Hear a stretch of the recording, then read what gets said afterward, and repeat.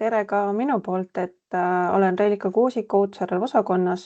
Erti juba ilusti tegi sissejuhatuse ära. Aga teemaks siis õnnetuse mõjupiirkonda jäävate isikute teavitamine õnnetusest. Et vaatame otsa siis, mida me juba oleme ära teinud kemikaaliseaduses ja tegelikult tutvustaks siis teile seda, mida me plaanime teha määruses number 18. Et infopäeva siis teine pool keskendubki siis just selle ohustatud isikute teavitamisele. Nii nagu Hardi juba ilusti ütles, siis kemikaaliseaduses on jõustunud muudatus, mis ütleb nüüd seda, et ohtlikus ja surnutuoga ettevõttes toimuva õnnetuse korral korraldab käitaja koostöös Päästeametiga viivitamata õnnetuse mõjupiirkonda jäävate isikute teavitamise. Kui varasemalt oli tõesti see, et ettevõte pidi tegema ise selle teavituse ja õnnetuse mõjupiirkonda jäävate isikute teavituse, siis tegelikult me võiks öelda muudatusega seda, et me oleme mõnevõrra teinud leebemaks võib-olla siis seda kohustust. Täpsemalt järgmisel slaidil ma sellest ka räägin. Et kui varem tõesti oli see, et käitaja peab teavitama mõjupiirkonda jäävaid isikuid, siis mõjupiirkonna all me saime mõelda väga suurt ala. See sõltus sellest, kui suure ohuala ettevõte võib moodustada. Kui vaadata olemasolevate ettevõtete andmeid, siis see võis jääda 0 kuni 4,5 kilomeetrini. Ja tegelikult, kui vaadata siis seda päris olukorda, siis käitajad ei olnud tegelikult võib-olla suutelised päris sellises ulatuses seda teavitust läbi viima. Mistõttu siis tekkiski tegelikult juba, võiks öelda 2 aastat tagasi soov vaadata otsa õnnetuse teavitamise korraldusele ja täpsustada seda, mida peab tegema ettevõte ehk käitaja ja mida siis saab ära teha Päästeamet. Ja muudatuse eesmärk ongi siis täpsustada erinevaid teavitamise kohustusi ja täpsemalt tahame seda siis reguleerida määruses number 18. Ja muidugi muudatus on tingitud ka sellest, et vähendada ettevõtete halduskoormust ja tegelikult riiklikul tasandil on loodud juba väga tõhus süsteem isikute teavitamiseks, mis on tegelikult järjest enam arendamisel, järjest uusi teavitamise versioone on juurde tulemas.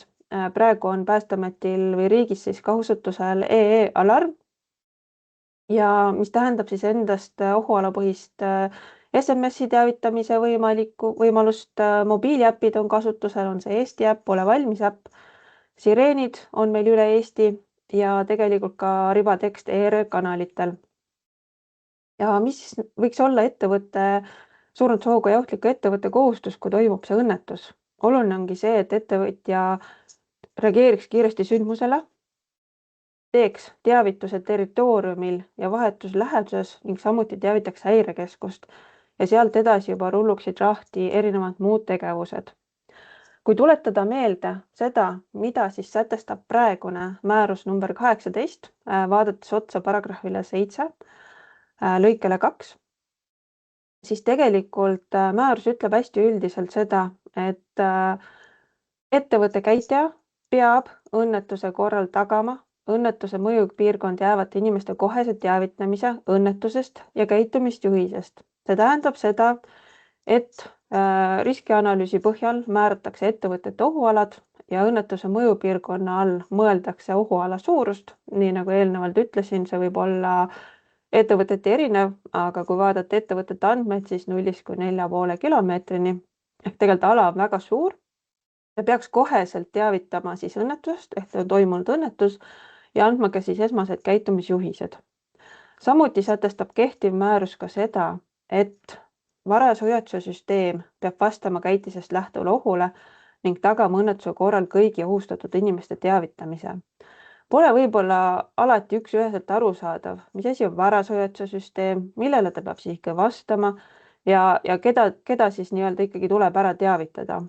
Mistõttu siis tekkis soov seda määrust täpsustada ja tegelikult järgnevalt annamegi ülevaate selle planeeritavast muudatusest. Ütlen ära, et praegu ei ole midagi kivisse raiutud. on antud võimalus avaldada arvamust sellele määruse kavandile. Majandus- ja Kommunikatsiooniministeeriumi poolt on see saadetud arvamuse avaldamiseks erinevate liitude kaudu. Oleme saanud ka tagasisidet, saame seda siis arvesse võtta ja loodetavasti siis, kui enam sellel aastal ei jõua, siis uuel aastal saame selle määruse ehk kooskõlastussüsteemi üles panna ja uue aasta alguses siis või esimeses pooles äkki saame ka siis selle ära jõustada. Aga planeeritava määruse muudatuse valguses vaatasime otsa, mida tähendab varajase hoiatuse süsteem. Tihtipeale oli see, et varajase hoiatuse süsteemi all mõeldi sireeni ja punkt, rohkem edasi ei mõeldud. Tegelikult varajase hoiatuse süsteemi all saab mõelda erinevaid lahendusi. Üheks võibki olla tõesti see sireen, aga võib olla SMS-teavitus, telefoni teel teavitus ja nii edasi. Aga kuna riiklikul tasandil me kasutame mõistet ohuteavituse süsteem, siis pidasime otstarbekaks, et me muudame sellega ka meie kemikaaliseaduse rakendusaktides ära. Ehk siis tegelikult muutus on plaanis teha siis selles osas, et kõik kohad, kus oli varajase hoiatuse süsteem sisse kirjutatud, muudame nimetusega edaspidi ohuteavituse süsteem. Ja tõesti ohuteavituse süsteem on laiem käsitlus, mille all saabki vaadata erinevaid teavituse viisi, kuidas siis ohustatud isikuid on võimalik teavitada. On see siis sireenisüsteem, SMS-teavitus, telefoni teel teavitus, näiteks suurtel territooriumitel, ettevõtete territooriumitel võib see täiesti olla ka raadioside või miks mitte ka valjuhääldiga teavitus. Et see hõlmab endas siis kõiki võimalikke erinevaid teavitusi, kuidas on siis võimalik ohustatud isikuid teavitada. Siin samamoodi määruse tasandil täpsustame seda, et mis on ettevõtte käitaja kohustus ja mida siis ta peab ja keda ta peab olema suuteline siis teavitama. Plaan on sisse kirjutada, et surmsooga ettevõtte ja ohtliku ettevõtte käitaja peab õnnetuse korral korraldama viivitamata ettevõtte territooriumil ja vahetus läheduses õnnetuse mõjupiirkonda jäävate isikute teavitamise. See nüüd on natukene piiritletud teavituse versioon ehk on natuke rohkem selge, kui suures ulatuses ettevõtte käitaja peab ära suutma isikute teavitamist tegema. Ja kui me ikkagi vaatame suuremaid ohualadega ettevõtteid, siis sealpool juba tuleb appi Päästeamet, kes siis abistab tegelikult ettevõtet avalikkuse teavitamise korraldamisel. Et selleks saabki siis Päästeamet vastavalt ohuhinnangule võtta kasutusele sobilikud teavitamise viisid. Võib olla sireen, võib olla hoopis äpiteavitus, SMS-teavitus ja nii edasi, et sõltub siis olukorrast. Päästeamet ise valib siis selle teavituse liigi. Ja oluline on siinkohal rõhutada seda, et see ohuteavituse süsteem peab lähtuma ohuliigist, mõjupiirkonda jäävate inimeste arvust ja tagama õnnetuse korral kõigi ohustatud isikute teavitamise. Seega, kui nüüd vaadata otsa, milliseid erinevaid teavituse süsteeme võiks rakendada, siis me peame vaatama otsa kindlasti sellele, mida ettevõte teeb, kui suured on tema ohualad, mis õnnetus seal võib juhtuda, kui palju isikuid jääb ja lähtuvalt sellele siis valima selle sobiliku teavituse süsteem. Ja alati tuleb meeles pidada seda, et see valitud ohuteavituse süsteem oleks alati asjakohane, alati valmis kasutuseks. Et ei tekiks seda olukorda, et kui nüüd on vaja teavitust teha, ei ole mul näiteks piisava õigeid kontakte, naaberettevõtte kontakte ja nii edasi. Ja kui me räägime siin sireeniseadmetest, siis siin samamoodi tahaksime reguleerida ära selle, et nad oleksid alati tehniliselt korras, testitud ja uue mõttekäiguna oleme sisse toonud ka selle, et enne testimist tuleks teavitada KOV-i, kes saab siis oma piirkonna elanikke täiendavalt teavitada, et tegemist on sireenide testimisega. Miks selline nõue võiks olla vajalik? Toomegi mängu selle, et kui me räägime riiklikest seadmetest või ohuteavituse süsteemidest, siis tegelikult Päästeamet alati teavitab ette seda, kui toimuvad erinevad testimised. Ja et ei tekiks inimestes segadus selles osas, et mis asjad need nüüd helisevad siin või kõlavad, et siis isikud saaksid pöörduda KOV-i poole või KOV saaks siis anda vajadusel infot, et tegemist on lihtsalt testimisega ja ei ole vaja siis reageerida. Et meil on olnud siin üks juhtum, kus ettevõte testis oma sireeniseadmeid ja tekkiski väike segadus, et mis nüüd juhtus, kas peame käituma kuidagi. Aga tegemist oli lihtsalt testimisega ja olukord oligi nii-öelda korras, aga lihtsalt see teadmatus on see, mis võib tekitada siis rohkem segadust, mistõttu on oluline see, et ettevõtjad ei testiks neid oma sireeniseadmeid lihtsalt enda poolt kehtestatud sagedusega, vaid et see oleks kuidagi reguleeritud. Ja hetkel siia slaidi peal ei ole toodud seda, et mis sagedusega need sireeniseadmeid tuleks testida. On läbi käinud erinevaid mõtteid, kord kvartalis kuni kord aastas. Miks on oluline seda reguleerida? Kui vaadata otsa sellele, kuidas täna erinevad ettevõtted oma seadmeid testivad, siis see sagedus on hästi erinev. Kes teeb seda kord nädalas, kes teeb seda kord kuus, kord kvartalis, kord aastas.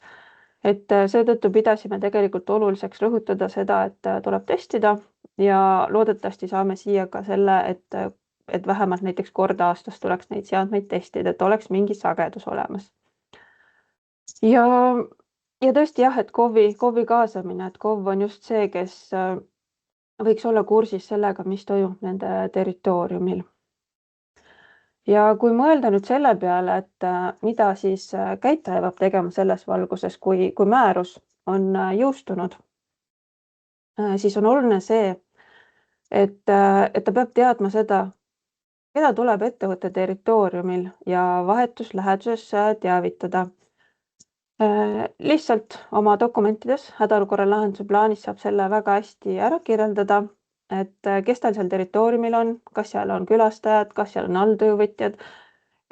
Kui on suur territoorium, siis tuleb läbi kindlasti mõelda seda, et kus erinevas üksuses keegi on ja kas mul on olemas kõik vahendid selleks, et isikuid teavitada ja kindlasti ka vahetus läheduses olevaid isikuid teavitada. Eriti tuleks otsa vaadata siin nendele ettevõtetele, kui me oleme dominoefektiga ettevõtted, võime mõjutada naaberettevõtteid ja kui minu siis nii-öelda ettevõtte või teie ettevõtte vahetuslähedusse jääb tundlik objekt, näiteks mingid lasteaiad, koolid, hooldekodud, et ka seal oleks loodud suhtluskanal, kuidas ma kedagi teavitan. Kui küsida, mida tähendab vahetu lähedus, siis oleme selle mõttekäigu ka siia kirja pannud, et tegemist oleks siis ettevõtte territooriumiga piirnev maa-ala, sealhulgas hoonestus ja krundid, mis siis külgnevad vahetult ettevõttega. Et vaadatagi, mis on teie ettevõtte ümbruses ja sealt paika panna see vahetus läheduses olevad tegevused, keda tuleb teavitada. Kindlasti saab vaadata otsa sellele, et äkki on võimalik vahetuslähedust laiendada või kitsendada, et kitsendamise mõistes tooks välja selle, et juhul, kui ikkagi ettevõtte riskianalüüsist lähtub see, et ohuala ei ulatagi ettevõtte territooriumilt väljapoole, vaid ta on suhteliselt seal 1-2 meetrit, lihtsalt niisugune näide, siis tegelikult me ei hakka aia taha minema seda teavitust tegema, aga alati võib nii-öelda olla et naabritega sõber ja neid siis täiendavalt teavitada, et meie ettevõttes on toimunud selline juhtum ja kuidas siis tuleb käituda. Kindlasti vaadata üle, kas teil on kasutusel sobiv ohuteavituse süsteem. Aluseks on siis tegelikult juhendmaterjal, millest järgmine ettekandja ka teile täpsemalt räägib. Siinkohal rõhutaks seda, et kui teil on juba kasutusel enda sireeniseade, siis see katab ära kõik ohuklassid, ehk te ei pea hakkama oma sireeniseadet näiteks välja vahetama SMS-teavituse peale või mis iganes, et sireeniseade on see, mis tegelikult katab ära kõik ohuklassid eeldusel, et ta nii-öelda siis on piisavalt võimas, et ära teavitada ettevõtte territooriumil ja vahetusläheduses olevad isikud. Ja tegelikult ongi oluline kõik asjaolud ära kirjeldada oma hädaolukorra lahenduse plaanis täiendame ka siis oma juhendmaterjali, kus te saate täpsemad juhised, kuidas midagi kirjeldada. Ja kindlasti rõhutaks siinkohal seda, et olge valmis neid süsteeme testima. Kas ongi siis, kui me räägime sireenidest, siis on erinevad testimise võimalikud sireenide käivitamised, aga tegelikult ka oluline on nii-öelda testimine läbi õppuste, et kui te korraldate ettevõttes õppuseid, kui me räägime surmsuuga ettevõtetest, siis kohustus tuleneb kemikaaliseadusest kord 3 aasta jooksul, aga ka teiste ettevõtete puhul me näeme seda, ohtlike ettevõtete puhul me näeme seda, et õppus on vajalik. Läbi selle on võimalik katsetada erinevaid tegevusi, et olla valmis õnnetuse korral tegutsema. Ja tegelikult on väga oluline seal läbi mängida seda, et kas kõik ohuteavituse süsteemid, mida ettevõte on endale valinud, on asjakohased ja kas nad nii-öelda on reaalselt kasutatavad ja kõik isikud, kes siis võivad saada mõjutataks, saavad ka teavitatud, et ei tekiks olukorda, kus suurte territooriumite puhul näiteks kauges nurgas tegutsev isik ei saagi sellest ohust teada ja võib sattuda seeläbi ohtu. Et olla valmis siis teavitusi läbi viima. Aga minu poolt ongi kõik.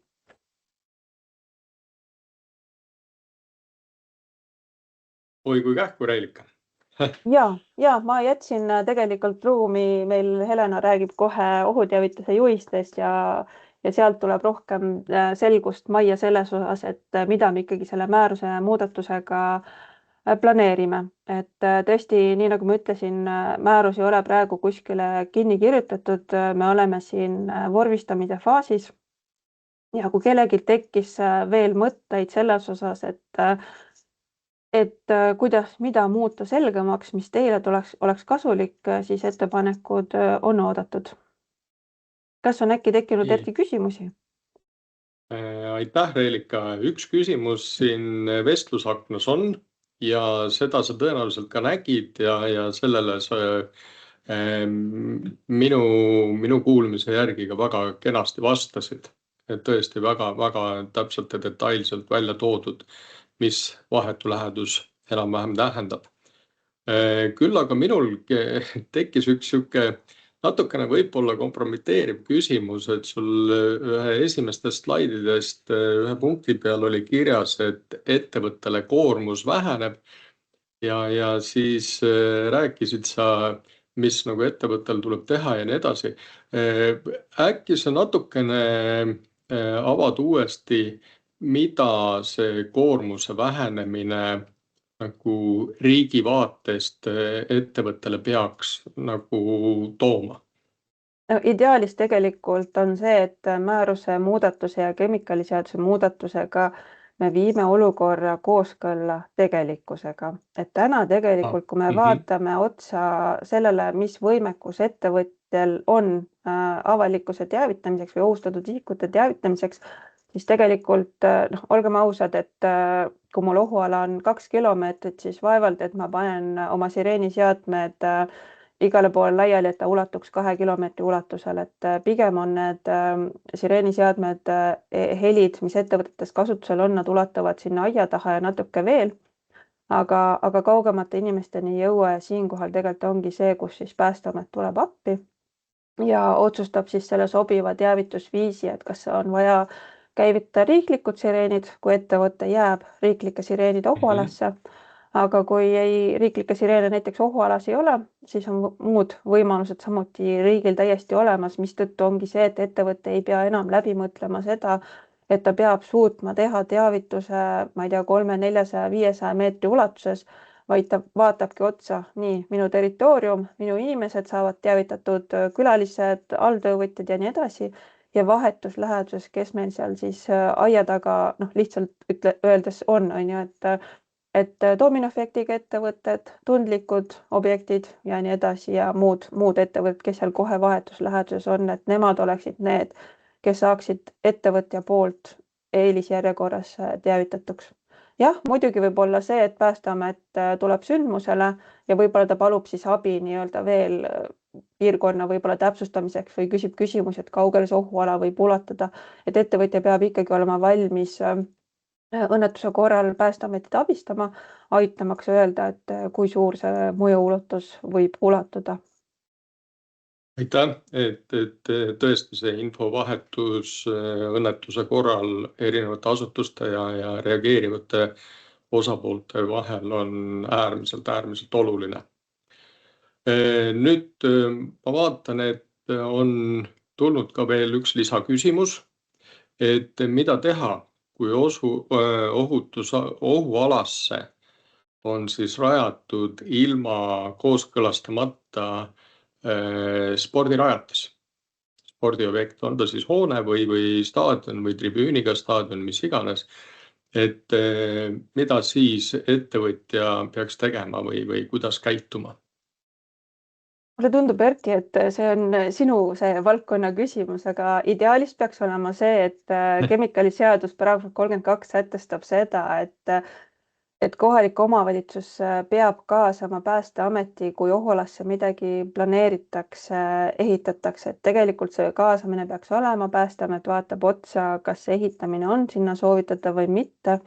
Juhul, kui ei ole, siis nõudma siis täiendavaid meetmeid ja ideaalis võiksid need meetmed olla siis rakendatud mõlemal osapoolel, nii see, kes tahab ohualasse tulla, kui vajadusel siis ka see surnud hoogi ohtlik ettevõte. Et alati tuleb otsa vaadata sellele, et jah, surnud hoogi või ohtlik ettevõte võib olla meil juba aastaid olemas, aga kui piirkond on selline, mis muudkui laieneb ja ohualasse tuleb inimesi juurde, siis ettevõte peab arvestama sellega, et riskid suurenevad või tagajärgede raskus võib suureneda, kuna inimesi on juurde tulnud ja olema siis vajadusel valmis ka meetmeid rakendama ja see võiks toimuda kõik siis koostöös selle planeerija või ehitaja ja ettevõtja vahel ja ka KOV-i vahel, et Erti, sa võid täpsustada siis seda olukorda veel, et sul ka kogemust ehitusvaldkonnast. Jaa, et sa Reelika väga hästi ütlesid küll ära, et see koostöö peaks toimuma, aga kui see koostöö ei toimi, siis tõesti, ega seal muud üle ei jää, kui ettevõte võiks teavitada sellest kohalikku omavalitsust ja kohalik omavalitsus kui ehitustegevuse korraldaja selles piirkonnas peaks sellele siis vastavalt ka reageerima. Et kas siis loamenetlused katkestama või küsima lisa vajalike toimingute tegemisteks, et see on puhas koostöö siis ettevõtte ja kohaliku omavalitsusega, kui selline asi peaks juhtuma. Nii, järgmine. Kas on olnud muudatus ka selles osas, et KOV ei avalda oma kodulehel infot suurõnnetusohuga ettevõtete kohta? Kui on mõeldud nüüd seda infot, et mis puudutab planeeritavat määruse muudatust, et KOV avaldaks info selle kohta, et ettevõte planeerib teha sireenide testimist, siis hetkel, nagu ma ütlesin, see määrus on loomisel, KOV-idele on antud ka arvamust avaldada, hetkel puudub info, mis seisukoht neil on, et kõik on nii-öelda lahtine hetkel veel, et kas selline nõue tuleb määrusesse, aga nii või naa on oluline kuidagi mõjupiirkonda jäävaid isikuid teavitada sellest, et ettevõte testib sireene, et ei tekiks segadust, et mis helid nad nüüd kostuvad ja ei tekiks nii-öelda segadust, kuna on paralleelsed sireeniseadmed kasutusel on riiklikud versus ettevõtte omad, et see säte on ainult seetõttu sisse pandud, et segadusi vältida ja hirmu maha tuua. Aitäh. Siis siin on väike kommentaar veel, et selle spordirajatise kohta, et saadakse aru, et seal on see spordirajatis ilma loata tehtud ja see nii-öelda avastatakse. Sellisel juhul ikkagi, kui ta on ka ilma loata tehtud, siis kohalik omavalitsus on see, kes peaks vajalikud meetmed kasutusele võtma, et kõik õiget rada pidi käiks ja load võetakse sinna peale. Et ilmselgelt tegemist on sellisel juhul sellise ühekordse juhtumiga ja kus lähenetaksegi juhtumipõhiselt, aga igal juhul peaks kohalik omavalitsus sellest olema teadlik. Nii, ma vaatan, rohkem praegu küsimusi ei ole. Aitäh sulle, Reelika!